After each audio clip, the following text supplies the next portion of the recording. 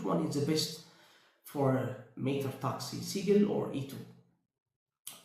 ሁለቱም ተመሳሳይ ናቸው መሆን ይችላሉ። ነገር ግን የኤሌክትሪክ መኪናን ባህሪ ማወቅ ይኖርባቸዋል። ለባካችሁ በሜትር ታክሲ የምታሽከርኩ ለፈረስ ለራይድ እና ለመሳሰሉት የምትገለገሉ ወጣቶች ኤሌክትሪክ መኪናን ስራ በተገኘበት ቦታ ሁሉ ተይዞ አይኬድም። ቻርጃችሁን ማየት፣ ረጅም ርቀት አሽከርክራችሁ ስትመለሱ ትንሽ እረፍት መስጠት።